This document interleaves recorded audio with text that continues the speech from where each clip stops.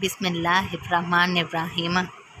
रसूल अल्लाह सल्लल्लाहु अलैहि वसल्लम ने फरमाया, जन्नत में 100 दर्जे हैं और हर 2 दर्जे के दरमियान इतना ही फासला है जितना आसमान और ज़मीन के दरमियान है। दर्जे के एतबार से फिरदौस आला जन्नत है। इससे जन्नत के चारों नहरें बहती हैं और इसी के ऊपर अर्श है। लिहाजा जब तुम अल्लाह से जन्नत मांगो तो फिरदौस मांगो।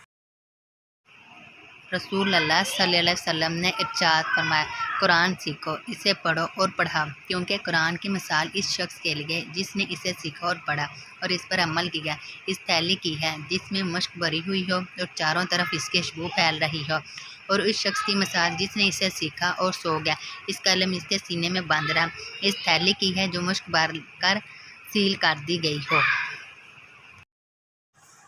रसूल अल्लाह सल्लल्लाहु अलैहि वसल्लम ने इरशाद फरमाया, जो शख्स अपने बिस्तर पर पाक साफ होकर सोने के लिए जाए और अल्लाह का जिक्र करते हुए इसे नींद आ जाए तो रात के जिस किसी लम्हे में भी बेदार होकर वो दुनिया आखिरत की जो कोई भी भलाई अल्लाह से मांगेगा, अल्लाह इसे वो चीज़ ज़रूर अता करेगा।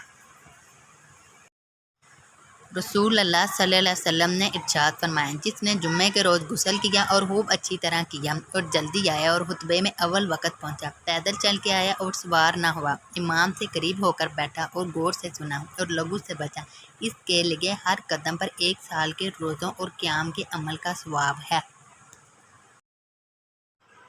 रसूल अल्लाह सल्लल्लाहु अलैहि वसल्लम ने फरमाया, अगर बंदा अपनी पैदाइश के दिन से लेकर बूढ़ा होकर मरने तक अल्लाह के तायत में सजदा रेत रहे तो क़यामत के दिन इसे भी यकीन जानेगा और आरज़ू करेगा कि काश इसे दुनिया में दोबारा भेज दिया जाए ताकि वह अजर सवाब में इजाफ़ा कर सके।